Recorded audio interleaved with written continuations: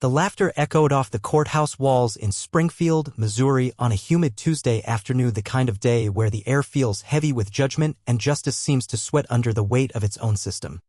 The crowd wasn't large, but it didn't need to be. The tension between the walls filled every empty seat. At the defendant's table sat Jeremiah Clayton.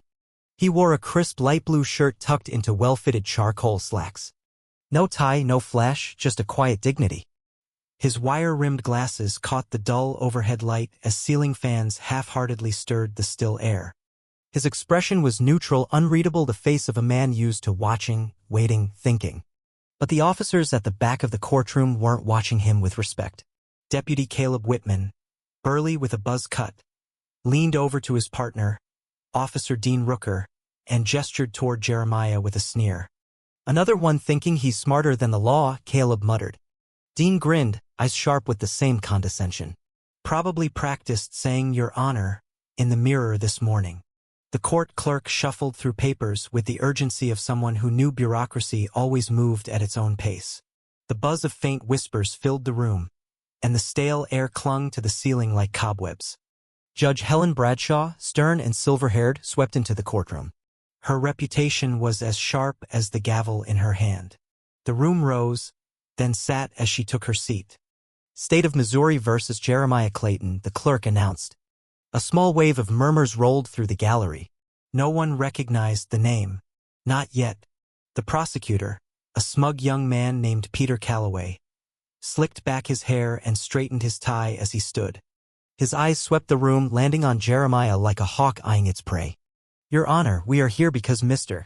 Clayton refused to comply during a routine traffic stop. He was belligerent, uncooperative, and presented false identification. This is a serious felony." Caleb and Dean leaned back, smug satisfaction written across their faces. Peter pressed on, confident, sure of the easy win.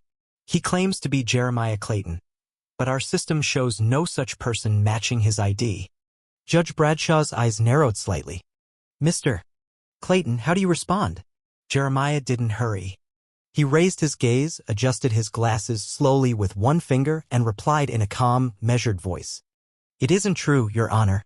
Soft laughter rippled through the courtroom, a sound of dismissal of people certain they were witnessing another liar caught in the act.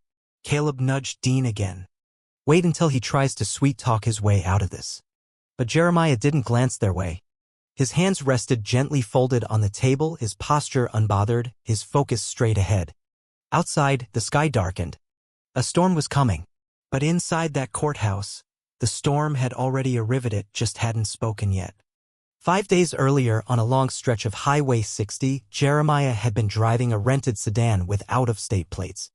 No music, no noise, just the hum of the tires and the weight of memory as he headed toward the home where he had spent his childhood, the shell of a house, now abandoned, the porch sagging, the roof sunken like the breath of someone long exhausted. When the patrol lights hit his rearview mirrored and blue flashing like a warning, Jeremiah pulled over without hesitation. His window was down before Officer Dean Rooker approached, barking out, "License and registration." No greeting. No explanation. Jeremiah handed over his ID without a word, his face calm. Dean squinted at it. "Jeremiah Clayton," he read, lips twisting into suspicion. "You from around here?" "I used to be," Jeremiah replied. Dean passed the ID to Caleb, who had crept up on the passenger side, leaning close to the window with narrowed eyes. "What brings you back?" Dean pressed. "Visiting property."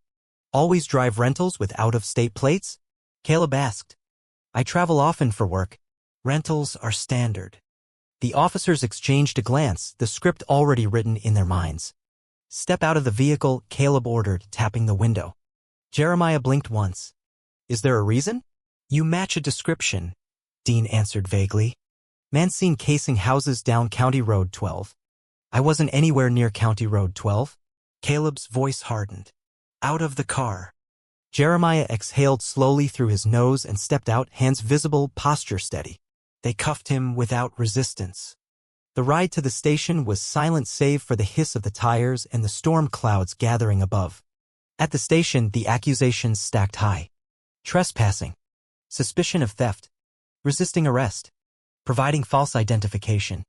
Jeremiah answered each question without anger, without fear. I handed you my identification the moment you asked, he reminded them softly. But the officers weren't listening. They laughed in the hallway, called him Professor and Harvard, mocking the way he spoke, the way he carried himself. But Jeremiah said nothing. His silence unnerved them more than shouting ever could. Hours passed. Prints ran through systems that didn't match. Names cross-checked, none of them returning the results they expected. Jeremiah sat, waiting. Calm, focused, like a chess player who had already played this game to the end. Finally, the morning of the court hearing arrived. Jeremiah walked into the courtroom in cuffs, but his back was straight, his eyes clear. When asked if he had legal counsel, he shook his head. I'll represent myself. Peter Calloway nearly smiled, certain he'd won before the game began. But Jeremiah waited, patient, ready. Peter strutted across the courtroom, building his case with the flair of a man who loved the sound of his own voice. He painted Jeremiah as a criminal, a liar, a man who had no ties to the community, who had willfully defied the law. Then came the witnesses. Caleb took the stand first, confident and loud. He described Jeremiah as evasive, defensive, aggressive in tone. You could tell he was trouble, Caleb said. Didn't cooperate. Gave us fake ID. When it was Jeremiah's turn to cross-examine, he stood slowly, walked to the stand, and asked one question after another in a voice so steady it silenced the room. Did I ever raise my voice at you, Deputy Whitman? No, but... Did I curse at you? No, but your attitude. Did I threaten you? No. Jeremiah leaned in just slightly.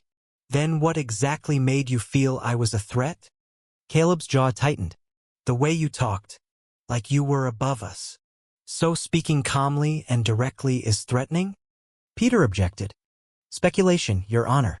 Judge Bradshaw waved it off. Answer the question, Deputy. Caleb swallowed but said nothing. Next came Dean, repeating the same lines, the same code words. Driving slow, looking around, like he was scouting houses. I was following GPS directions to my family's property, Jeremiah replied. Property I can prove belongs to me. He held up a deed, placing it gently on the table. Here's the title. Here's my birth certificate. Here's my federal clearance. And here are 3 forms of photo identification. The courtroom hushed. Peter paled. Judge Bradshaw leaned forward. Mr. Clayton, what is your current occupation? Jeremiah stood, breathing deep as if lifting the weight of a nation with the words he was about to say. I am the director of the Federal Bureau of Investigation. The room went still. Pin drop would have sounded like thunder.